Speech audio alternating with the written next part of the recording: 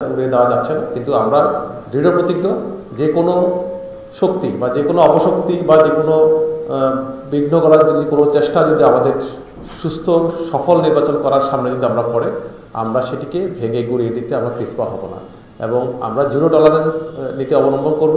আমাদের আইনশৃঙ্খলা বাহিনী সহ, জেলা প্রশাসন সহ সকল ম্যাজিস্ট্রেটকে নির্দেশনা দেওয়া আছে যে সুস্থ, সুন্দর, অবাধ, নিরপেক্ষ, ফ্রি, ফেয়ার, ক্রেডিবল যাই বলেন, এই অনুষ্ঠানের ক্ষেত্রে যদি কেউ যদি সামনে বাধা হয়ে দাঁড়ায়, তাকে আমরা কখনোই ছাড় দিব না এবং আমরা এই ব্যাপারে বদ্ধপরিকর।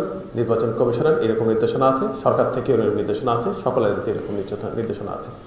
আমরা আপনাদের মাধ্যমে সকল জেলাবাসীকে, যশোর জেলাবাসীকে, 3টি উপজেলার শার্শা, চৌগাছা এবং জোহরগাছা উপজেলাবাসীকে আমরা আশ্বস্ত করতে চাই যে আপনারা নির্ভয়ে, নির্বিঘ্নে আপনাদের স্ব মতামতগুলো জানানো দিতে আপনারা ভোট কেন্দ্রে আসবেন এবং আপনারা ভোটাধিকার প্রয়োগ করবেন। প্রথম পর্যায়ে আমরা মনিরামপুর এবং কেশবপুর এই দুটি উপজেলা নির্বাচন সম্পন্ন করেছি। আপনারা দেখেছেন শান্তিপূর্ণভাবে, কোনোরকম সহিংসতামুক্ত একটি সুন্দর, একটি পরিচ্ছন্ন নির্বাচন আমরা উপহার দিতে সক্ষম হয়েছি, যেটির প্রমাণ আমরা গত 7ই জানুয়ারির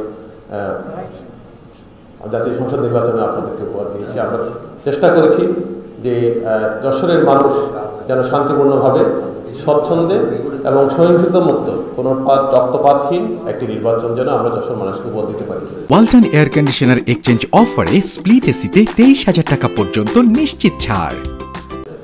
ইতিপূর্বে বিভিন্ন সময়ে যশোর নির্বাচন অনুষ্ঠিত হয়েছে, আপনারা জানেন। এর আগেও নির্বাচন অনুষ্ঠিত হয়েছে।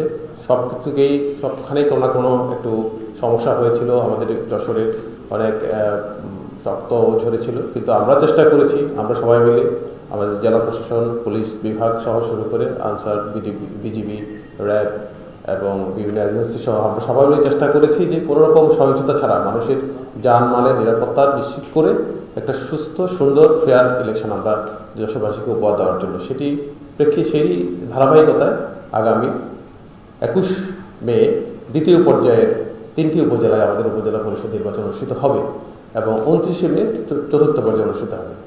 নির্বাহী ম্যাজিস্ট্রেট থেকে শুরু করে উপজেলা নির্বাহী অফিসার, সহকারী রিটার্নিং অফিসার এবং জেলা পর্যায়ে আমাদের সকল এজেন্সির সকল বাহিনীর প্রধানগণ এখানে উপস্থিত ছিলেন।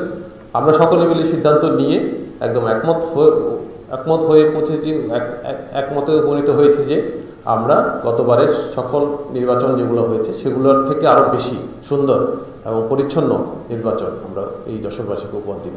তো আপনাদেরকে আমরা আশ্বস্ত করতে চাই, আপনাদের মাধ্যমে যশোরবাসীকে আশ্বস্ত করতে চাই যে আপনারা নির্বিঘ্নে, নির্ভয়ে ভোট কেন্দ্রে আসবেন এবং রাষ্ট্রের যে আমানত আপনার কাছে আছে, যে আপনার মতামত দেওয়ার যে আপনার একটি দায়িত্ব আপনার কাছে আছে, যে আপনার মতামত নিয়েই কিন্তু একজন জনপ্রতিনিধি নির্বাচিত হবেন। আপনাদের সর্বাধিক যে ভোট পাবেন, যে মতামত দিতে পারবেন, আপনাদের সেই যশোরবাসীর সেই সর্বাধিক মতামত থেকেই কিন্তু আমাদের একজন জনপ্রতিনিধি নির্বাচিত হবে। সো রাষ্ট্রের এই দায়িত্বটি, যেটি জনগণের কাছে আমানত হিসেবে আছে, আপনাদের ভোটাধিকার প্রয়োগ করে আপনারা সেই আমানতের রক্ষা করবেন এবং আপনাদের সর্বাধিক ভোটে নির্বাচিত যিনি হয়ে আসবেন সেটি ওনাকে জনপ্রতিনিধি হিসেবে আমরা গণ্য করব এবং ওনার মাধ্যমে আপনাদের সরকারের সেবাগুলো আপনাদের জনগণের হাতে পৌঁছে দেওয়ার চেষ্টা করব।